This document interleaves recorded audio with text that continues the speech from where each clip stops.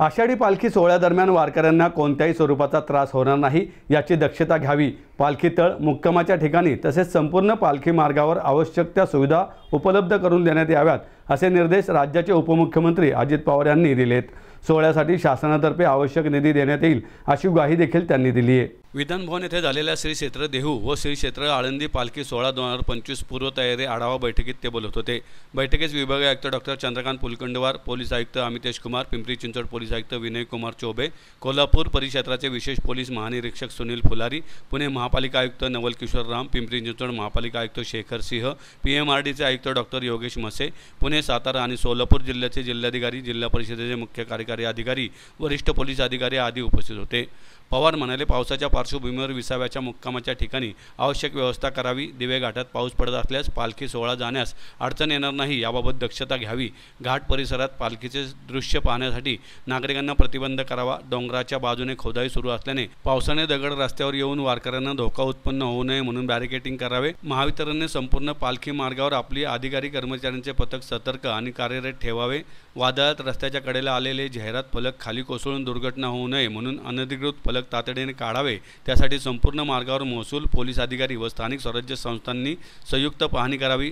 अधिकृत जाहिरात फलकांचे संरचनात्मक स्थिरता परीक्षण करून घ्यावे असे निर्देशही पवार यांनी दिले आहेत। त्याच्यानंतर आषाढी एकादशी यात्रा पालखी सोहळा 2025 दरवर्षी पांडुरंगाच्या दर्शनाच्या निमित्तानं देहू आणि आळंदीवर संत तुकाराम महाराज आणि संत माऊली महाराजांची पालखी जाते। ती पुणे, सातारा, सोलापूर आणि तुकाराम महाराजांची पुणे, सोलापूर अशी ती पालखी जाते।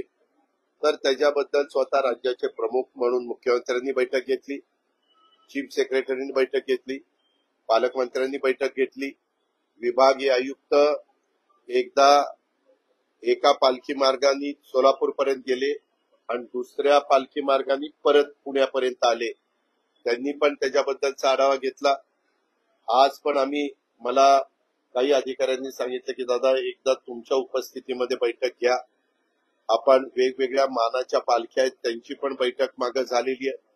त्या सगळ्यांच्या सूचनेचा आदर प्रशासनाने केलेला आहे। राज्य सरकारने त्याच्यामध्ये यंत्रणेवर जबाबदारी टाकलेली आहे। राज्य सरकारने ह्याला लागणारा निधी देखील उपलब्ध करून दिलेला आहे आणि आता मात्र दरवेळेसची पेक्षा पाऊस काळ मे मध्ये पण चांगला पडलाय, जूनला पण पडायला लागलाय। त्याच्यावर पाऊस काळ ज्यावेळेस चांगला पडतो त्यावेळेस आमचा वारकरी संप्रदाय मोठ्या प्रमाणावर येतोच, परंतु आमचा शेतकरी पण मोठ्या प्रमाणावर येतो कारण त्यांच्या पेरण्या वगैरे उरकलेल्या असतात। त्याच्यावर संख्या वाढण्याची शक्यता आहे। दिवे घाटामध्ये काम चाललेलं आहे। दिवे घाट आता 7 मीटर रुंदीचा आहे, तो 21 मीटर रुंदीचा आपण करतोय। ते काम सेंट्रल गव्हर्नमेंटच्या नॅशनल हायवे डिपार्टमेंट करत आहे। तर तिथं थोडस ह्या वर्षी काम पूर्ण होत नाही। यावेळेस कुठेही वारकरी संप्रदायाला दिवे घाट चढत असताना अडचण येणार नाही, वाहनांना अडचण येणार नाही।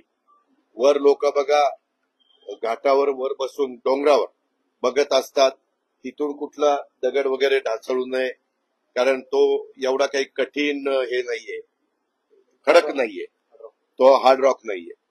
त्याच्यामुळे तिथं जी काही खबरदारी जे अनधिकृत बोर्ड आहेत म्हणजे फ्लेक्स लागतात ते, जाहिरात लागतात त्याच्याही बद्दल सांगितलेलं त्या सगळ्या काढून टाकायला आणि ज्या ऑथोराइज आहेत त्यांचं आपण स्ट्रक्चरल ऑडिट करून घ्यायला सांगितलेलं।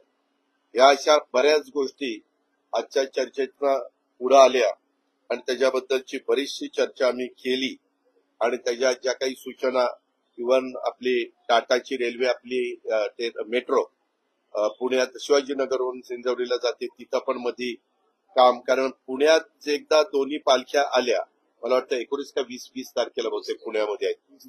तर त्यावेळेस पुण्यातनं बाहेर पडताना वारकरी कुठल्याही रोडनी बाहेर पडून मग आपल्या जेजुरी रोडला लागतात माऊलीच्या पालखीला हडपसर वरून आणि इकडं हडपसर वरून तिकडं पाटस रोडला लागतात।